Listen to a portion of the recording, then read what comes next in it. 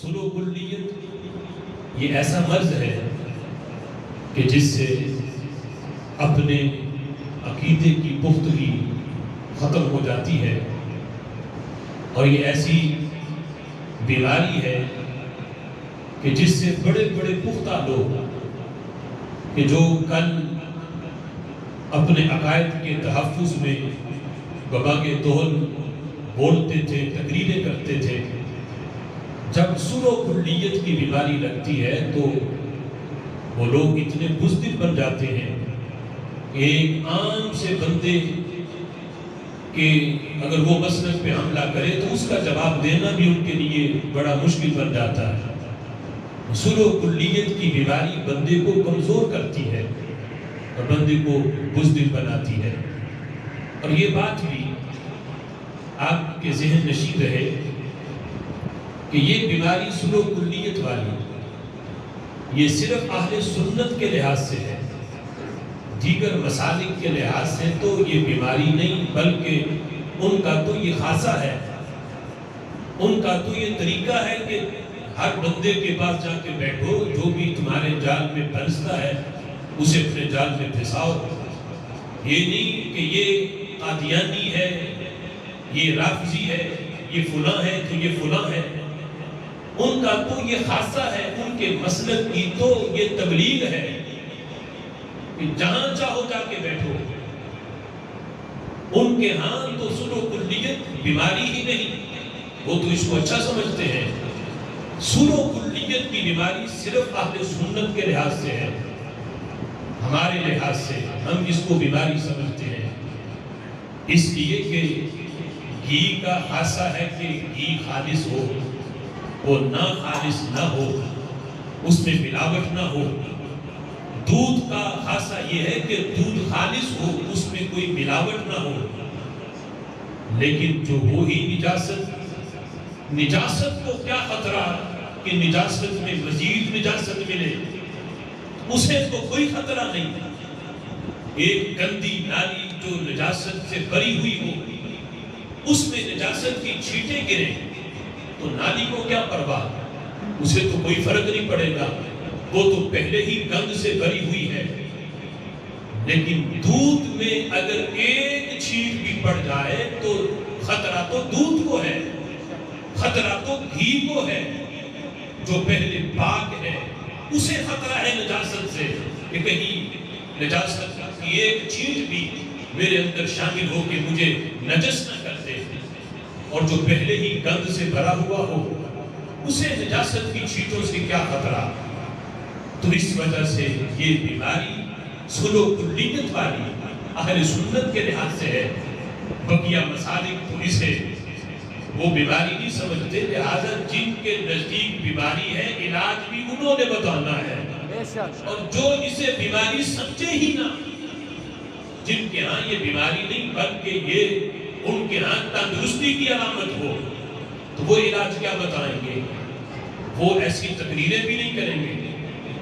آج کچھ لوگ یہ بھی کہتے ہیں کہ دوسرے مسالک والے تو اپنے لوگوں کو نہیں روکتے، ان کے مولوی تو یہ تقریر نہیں کرتے کہ تم نے فلاں مسجد میں نہیں جانا، فلاں بندے کی تقریر تم نے نہیں سننی۔ یہ اہل سنت کے جو غیور علماء ہیں، فکر رضا والے، وہی کیوں روکتے ہیں کہ تم نے فلاں خارجی کی تقریر نہیں سننی، تم نے رافضی کی تقریر نہیں سننی، تو سنی ہی اپنے عوام پہ پابندیاں کیوں لگاتے ہیں؟ دوسرے مسالک میں تو یہ پابندیاں ہی نہیں، وہ تو کہتے ہیں جہاں چاہو بیٹھو، جس کی چاہو تقریر سنو، ان کے ہاں تو یہ پابندی نہیں، اور تم اپنے عوام پہ پابندیاں لگاتے ہو۔ کیا سنی اتنے ہی کمزور ہیں، ان کے عقائد و نظریات اتنے ہی کمزور ہیں کہ وہ کسی خارجی کے پاس جا کے بیٹھیں گے تو وہ خارجی بن جائیں گے، کسی رافضی کے پاس جا کے بیٹھیں گے تو اپنے عقائد سے ہاتھ دھو بیٹھیں گے؟ کیا ان کے عقائد اتنے کمزور ہیں؟ تو اس کا جواب یہ ہے، نہ سنی کا عقیدہ کمزور، نہ سنی کا ایمان کمزور، نہ سنی کے دلائل کمزور ہے، سبب یہ ہے کہ دودھ کا خاصہ یہ ہے کہ اسے نجاست سے بچایا جائے. نجاست کو نجاست سے نہیں بچایا جاتا، پاک چیز کو نجاست سے بچایا جاتا ہے. اہل سنت کا عقیدہ نظریہ یہ وہ پاک چیز ہے جسے خارجیت کے گند سے بھی بچانا ہے، رافضیت کے گند سے بھی بچانا ہے. جو پہلے سے نجاست ہو، خارجیت ہو، اس میں رافضیت کی نجاست ملے انہیں کوئی پرواہ نہیں، اور جو خارجیت کی ہے اس میں رافضیت کی مل جائے انہیں کوئی پرواہ نہیں.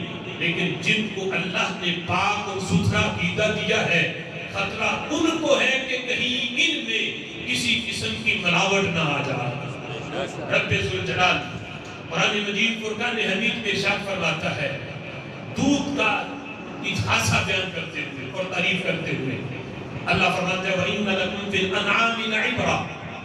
اللہ فرماتے ہیں جانوروں میں تمہارے لیے بڑی عبرت ہے. نُسْقِيكُم مِّمَّا فِي بُطُونِهِ. اللہ فرماتا ہے ہم ان کے پیٹوں سے تمہیں لبناً خالصاً سائغاً للشاربین. اللہ فرماتے ہیں ہم ان کے پیٹوں سے تمہیں دودھ پلاتے ہیں. کس طرح؟ فرمایا ایک طرف نجاست ہے گوبر کی اور ایک طرف نجاست ہے خون کی. اللہ فرماتے ہیں ان کے بیچ سے تمہیں ہم پاک اور خالص دودھ عطا فرماتے ہیں. سبحان اللہ. دیکھو غور کرو کہ دودھ آ کہاں سے رہا ہے. گوبر بھی ساتھ ہے، پھر ایک طرف خون ہے. دونوں نجاستوں کے بیچ سے اللہ پاک دودھ بندوں کو دیتا ہے. نہ اس نے گوبر کو ملنے دیتا ہے، نہ خون ملنے دیتا ہے. پاک ملاوٹ سے گوبر کی اور خون کی ملاوٹ سے پاک دودھ جب بندے کو ملتا ہے. جب جانور کے بدن میں اللہ نے ملاوٹ نہیں ہونے دی تو دودھ کا خاصہ ہے کہ یہ جانور کے پیٹ سے جب باہر نکلا ہے تو باہر آگے بھی اس میں کوئی ملاوٹ نہ ہو.